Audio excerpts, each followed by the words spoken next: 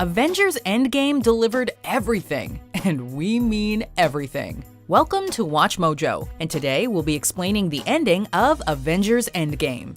Think you know the Avengers? Click below to sign in with your Google or Facebook account and take the new trivia quiz on WatchMojo.com for your chance to win a prize from Culturefly. If ever there were a need for a spoiler alert, this is it. As the 22nd film in the Marvel Cinematic Universe, Avengers Endgame is a cinematic event that's had years of build-up, juggling dozens of characters along the way. So, as you can imagine, this film had more than a few cliffhangers to resolve. But virtually all the major storylines are given closure by the time the credits roll. Spare his life, and I will give you the stone. In Infinity War, Doctor Strange convinced Thanos to spare Tony Stark's life by giving up the Time Stone. Before disintegrating out of existence with the rest of the universe's snapped victims, Strange alludes to the fact that this was the only scenario in which they could defeat Thanos. Tony, there was no other way. Strange knew that Tony would be the key to cracking time travel, allowing the remaining Avengers to gather the Infinity Stones before Thanos and reverse the snap. This isn't the only essential role Tony plays in restoring order to the universe, as the epic final battle boils down to a rematch between him and Thanos. While Thanos' victory appears inevitable, the Mad Titan is thwarted at the hands of a mere mortal. You could not live with your own failure. Where did that bring you? Back to me.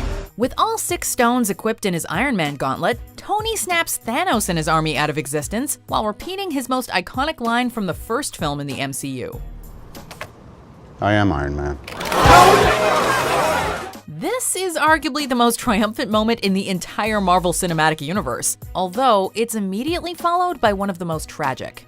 The Infinity Stones take a significant toll on whomever uses them, leaving the Incredible Hulk in an arm brace and Thanos on his last legs. Being a human who's already survived one too many brushes with death, Tony is completely drained after snapping his fingers. Surrounded by Pepper, Peter, and his other loved ones, Iron Man takes his dying breath. I hope they remember you. When Tony built his Mark II reactor, Pepper framed his old one with a message that reads, "Proof Tony Stark has a heart." What was once a humorous joke will now forever be associated with Tony's funeral, where the original reactor is set adrift. In addition to his daughter Morgan, almost every hero who fought beside Tony is present at this tear-jerking memorial. There are several notable omissions, though, showing that Tony wasn't the only one who paid the ultimate price to defeat Thanos. In order to retrieve the Soul Stone, Natasha Romanoff sacrificed herself at Vormir.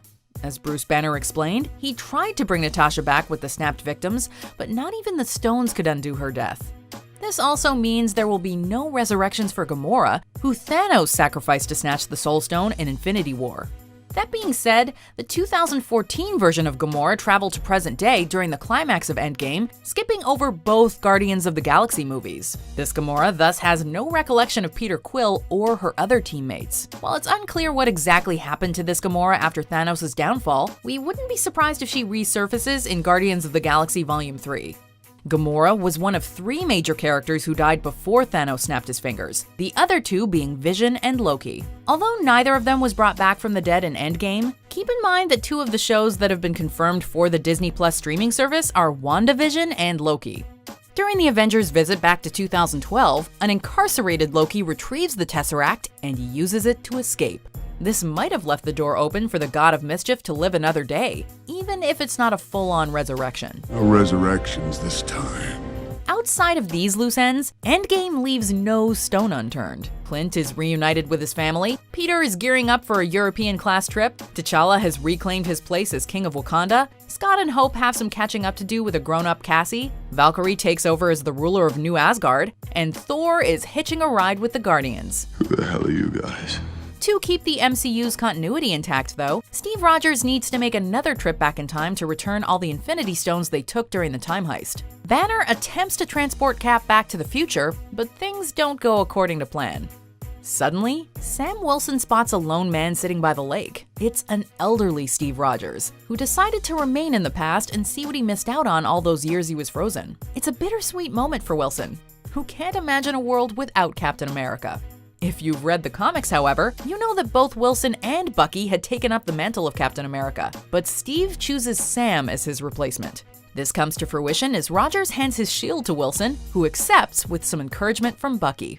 Did we mention that Disney Plus also has a Falcon and Winter Soldier series in the works? You couldn't have done that earlier. I hate you.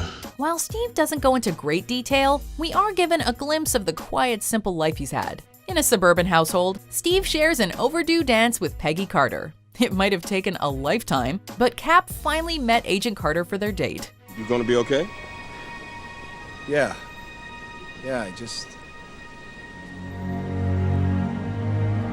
had a date.